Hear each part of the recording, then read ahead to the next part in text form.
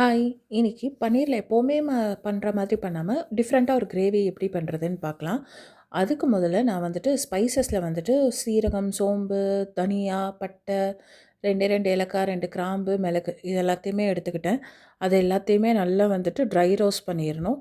அதுக்கப்புறமா இதில வந்துட்டு நம்ம வந்துட்டு சில்லி ஆட் பண்ணணும். என்ட்ட சில்லி ஃப்ளேக்ஸ் இருந்துச்சு. வீட்லயே சில்லிய வந்து ரோஸ்ட் பண்ணி அரைச்ச ஃப்ளேக்ஸ் இருந்துச்சுன்னு, அதையே நான் ஆட் பண்ணிட்டேன்.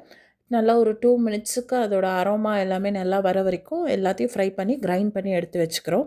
அதுக்கப்புறமா வந்துட்டு இதுக்கு வந்துட்டு ஒரு கடாயில வந்துட்டு நெய் போட்டுட்டு பாக்ஸா ஆனியன்ஸை வந்து கட் பண்ணி நல்லா கிறிஸ்பியாக வந்து ஃப்ரை பண்ணிக்கணும். அதுக்கப்புறமா அதிலேயே வந்துட்டு கொஞ்சம் கேப்சிகமையும் போட்டு கிறிஸ்பியாக ஃப்ரை பண்ணிக்கணும். ரொம்ப ஓவர் குக் பண்ணாமல் ஓரளவுக்கு கிறிஸ்பியாக இருந்தால் கடிக்கும்போது க்ரன்ச்சியாக நல்லாயிருக்கும். இதை வந்துட்டு தனியாக ஒரு பிளேட்டில் எடுத்து வச்சுக்கலாம். அதுக்கப்புறமா வந்துட்டு அந்த கீலேயே வந்துட்டு நம்ம இன்னும் வந்துட்டு கொஞ்சம் எக்ஸ்ட்ரா கீ சேர்த்துட்டு அதில் பன்னீரை நான் போட்டு நல்லா சாட்டே பண்ணியிருக்கேன். பன்னீருமே நீங்கள் ரொம்ப குக் பண்ணாமல் சும்மா அந்த கீயோட அரோமா வந்து அந்த பன்னீரில் ஏறுற அளவுக்கு ஓரளவுக்கு சாட்டே பண்ணி எடுத்து வச்சுக்கலாம்.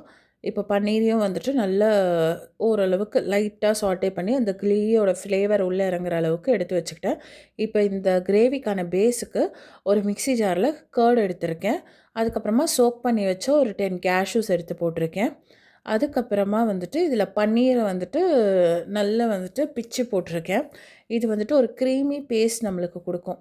அதை வந்து நல்லா அரைச்சி எடுத்து வச்சுருக்கோம். இதுதான் வந்து கிரேவியோட பேஸு. இப்போ கடாயில் வந்துட்டு மறுபடியும் கொஞ்சமாக ஆயில் சேர்த்து அதில் கீயை ஆட் பண்ணிவிட்டு அதில் வந்துட்டு கொஞ்சமாக சீரகம் வந்து தாளிப்புக்காக போடுறோம்.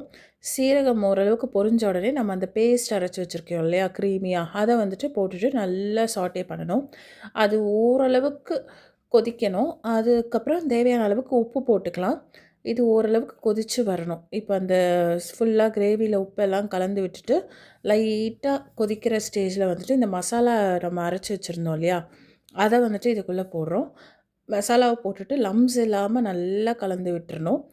ஓரளவுக்கு கலந்து விட்டதுக்கப்புறமா நான் டேஸ்ட் செக் பண்ணி பார்த்தேன். எனக்கு கொஞ்சம் சில்லி பவுடர் கம்மியாக இருந்த மாதிரி இருந்துச்சு. அதனால் நான் சில்லி பவுடர் ஆட் பண்ணிக்கிட்டேன்.